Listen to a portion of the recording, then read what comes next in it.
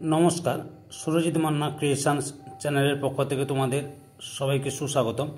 আশা করি তোমরা সকলে ভালো এবং সুস্থ আছো। আমি তোমাদের জন্য এই ভিডিওটিতে তুলে ধরছি 2025 সালের ক্লাস 5-এর রায় ও মার্টিন প্রশ্ন বিচিত্রা থেকে সেকেন্ড ইউনিট টেস্টের জন্য আমাদের পরিবেশ বিষয়ের একশের প্রশ্নপত্রের সম্পূর্ণ সমাধান করছি। তোমরা আমার এই চ্যানেলের মাধ্যমে ক্লাস 5-এর রায় ও মার্টিন প্রশ্ন বিচিত্রা থেকে সেকেন্ড ইউনিট টেস্টের জন্য বাংলা ও আমাদের পরিবেশ এই দুটো বিষয়ের সমাধান পাচ্ছ বা পাবে। অলরেডি আমি বাংলা সবগুলো সমাধান করেছি সেগুলো, এবং পরিবেশ আমাদের পরিবেশ চলছে সেগুলো আলোচনা করছে। এটা মনে হয় সম্ভবত 13 কি 14 নম্বর সেটা আলোচনা করছে। তোমরা লক্ষ্য করো, ভিডিওটি বুঝতে পারবে। তার আগে তোমাদের কাছে অনুরোধ, তোমরা ভিডিওটি না টেনে পুরোটা দেখো। ভিডিওটি কেমন লাগলো কমেন্ট করে জানিও। ভিডিওটিতে লাগিয়ে দাও এবং শেয়ার করো, এবং চ্যানেলে নতুন হলে চ্যানেলটিকে সাবস্ক্রাইব করে চ্যানেলের সঙ্গে যুক্ত হয়ে যাও। আলোচনা শুরু করছি। 215 নম্বর পেজের 14 নম্বর school Subhashini Girls High School HS এই স্কুলের প্রশ্নপত্র সেটি আলোচনা করছি। এর আগে অলরেডি আমি তোমাদের সামনে 1 থেকে 13 নম্বর স্কুল পর্যন্ত বা স্কুলের সেটগুলো আলোচনা করে দিয়েছি, প্রশ্নের সেটগুলো। ওই ভিডিওগুলো দেখতে চাইলে আমার চ্যানেলের প্লে লিস্টে গিয়ে দেখে নাও, নাহলে এই ভিডিও ডিসক্রিপশনে তার লিঙ্ক দেওয়া আছে, ওখানে ক্লিক করে দেখে নিতে পারো।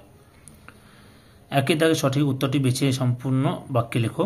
1.1 ছৌ নাচ বিখ্যাত, অপশন কয় পুরুলিয়া। 1.2 দেশের মানুষকে হাতে কলমে শিক্ষার কথা বলেছিলেন, অপশন গয় স্বামী বিবেকানন্দ। 1.3 স্বাধীনতা দিবস, অপশন গয় 15ই আগস্ট তারিখে পালিত হয়। 1.4 পশ্চিমবঙ্গে ম্যানগ্রোভ জাতীয় উদ্ভিদ দেখা যায়, অপশন কয় সুন্দরবনে। 1.5 উত্তরবঙ্গের একটি বিখ্যাত নদী হল, অপশন কয় তিস্তা। 1.6 মিহিদানা বিখ্যাত, অপশন কয় বর্ধমান জেলায়।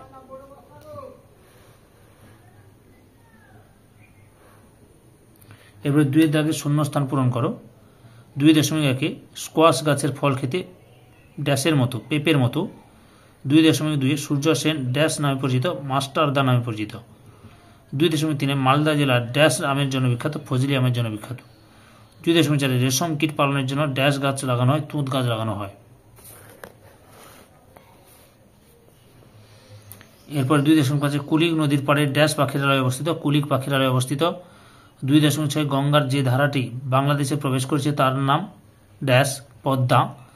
2.7 তমলুক শহরের আদি নাম ড্যাশ তাম্রলিপ্ত। এরপর 3 দাগে বাম স্তম্ভের সঙ্গে ডান স্তম্ভ মিল করে লেখো। 3.1 মালদা জেলা উঁয়াতে ইংলিশ বাজার। 3.2 স্বাস্থ্য কয়ে একটা সম্পদ। 3.3 একশৃঙ্গ গন্ডার ঘয়ে জলদাপাড়া। 3.4 আচার্য জগদীশ চন্দ্র বসু ক্ষয়ে বিজ্ঞানী। 3.5 আনারস, অপশান গয়ে তরাই অঞ্চল। 4 দাগে নিচের প্রশ্নগুলি পূর্ণ বাক্যে উত্তর দাও, যে কোনো 6টি। 4.1 গঙ্গা নদীর উৎপত্তি কোথা থেকে? গঙ্গোত্রী হিমবাহের গোমুখ গুহা থেকে। আমি শুধু গঙ্গোত্রী হিমবাহ লিখেছি, তোমরা কিন্তু গোমুখ গুহাও লিখতে পারো। গঙ্গোত্রী হিমবাহের গোমুখ গুহা থেকে। 4.2 যেটা উত্তরাখণ্ডের বা উত্তরাখণ্ড রাজ্যের, লিখবে উত্তরাখণ্ড রাজ্যের গঙ্গোত্রী হিমবাহের গোমুখ গুহা থেকে। 4.2 স্বাধীন ভারতের প্রথম প্রধানমন্ত্রী কে ছিলেন? লক্ষ্য করো, জওহরলাল নেহরু। বুঝতে পেরেছ? এরপরে রয়েছে 4.3 সুন্দরবন কোন প্রাণীর জন্য বিখ্যাত? Royal Bengal tiger. কি লিখবে? রয়্যাল বেঙ্গল টাইগারের জন্য। 4.4 বঙ্গভঙ্গ কত সালে হয়েছিল? 1905 সালে। 4.5 ভারতীয় বাইসন এর অপর নাম কি? গৌর।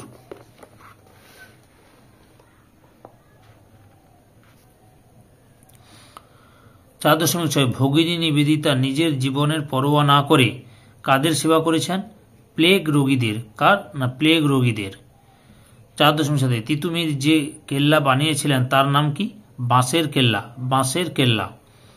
4.8 বাংলাদেশের জাতীয় সঙ্গীত কোন কবির লেখা? রবীন্দ্রনাথ ঠাকুর। রবীন্দ্রনাথ ঠাকুরের। 5 দাগে নিচের প্রশ্নগুলির সংক্ষিপ্ত উত্তর লেখো, যে কোনো 4টি। 5.1 সাধারণতন্ত্র দিবস কেন পালন করা হয়? উত্তরটি লক্ষ্য করো। সাধারণতন্ত্র মানে সাধারণ মানুষ দেশ চালাবে। ভারতের যে কোনো সাধারণ মানুষ ভোটে জিতে সরকারের প্রধান হতে পারবে। আমরা আমাদের দেশ কেমনভাবে চালাবো তার নিয়ম 1950 সালে 26শে জানুয়ারি চালু হয়েছিল, তাই আমরা 26শে জানুয়ারি সাধারণতন্ত্র দিবস পালন করি। 5.2 পশ্চিমবঙ্গের সর্বোচ্চ পর্বতশৃঙ্গের নাম কি? এর উচ্চতা কত? পশ্চিমবঙ্গের সর্বোচ্চ পর্বতশৃঙ্গের নাম সান্দাকফু। উচ্চতা 3630 মিটার। 5.3 গান্ধী বুড়ি কাকে বলা হয়? মাতঙ্গিনী হাজরাকে। কেন বলা হয়? এখান থেকে লিখবে মাতঙ্গিনী হাজরা 18 বছর বয়সে বিধবা হন। তিনি ভারতের স্বাধীনতা আন্দোলনের দ্বারা প্রভাবিত হন। তিনি আইন অমান্য আন্দোলনে যোগদান করেন। তিনি মহাত্মা গান্ধীর আদর্শে অনুপ্রাণিত হয়ে আন্দোলন করতেন বলে তাকে গান্ধী বুড়ি বলা হয়। তোমরা এখান থেকেও লিখতে পারো যে তিনি আইন অমান্য, অর্থাৎ এখানে লিখবে তিনি না লিখে মাতঙ্গিনী হাজরা আইন অমান্য আন্দোলনে যোগদান করেন। তিনি মহাত্মা গান্ধীর আদর্শে অনুপ্রাণিত হয়ে আন্দোলন করতেন বলে তাকে গান্ধী বুড়ি বলা হয়। পরের প্রশ্ন 5.4 সর্বপল্লী রাধাকৃষ্ণন সম্পর্কে যা জানো লেখো। লক্ষ্য করো এই যে এখান থেকে শুরু করবে, জন্ম থেকে শুরু করবে, খ্যাতি লিখবে এবং মৃত্যু। এই যে 1975 খ্রিস্টাব্দে 16 এপ্রিল মারা যান, এতদূর পর্যন্ত লিখবে। 5.5 ম্যানগ্রোভ জাতীয় অরণ্যের দুটি বৈশিষ্ট্য লেখো। লক্ষ্য করো 1 নম্বরে ম্যানগ্রোভ উদ্ভিদের কাণ্ড রসালো প্রকৃতির। এই জাতীয় উদ্ভিদের মূলগুলি খুব দীর্ঘ প্রসারিত হয়।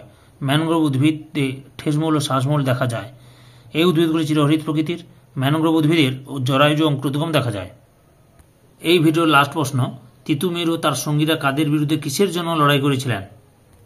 উত্তরটি লক্ষ্য করো তিতুমির ও তার সঙ্গীরা ইংরেজ আর তাদের দেশীয় সঙ্গী জমিদারদের অন্যায় ও জুলুমের বিরুদ্ধে লড়াই করেছিলেন। সম্পূর্ণ ভিডিওটি দেখে আমার চ্যানেলে পাশে থাকার জন্য তোমাদের সবাইকে অসংখ্য ধন্যবাদ।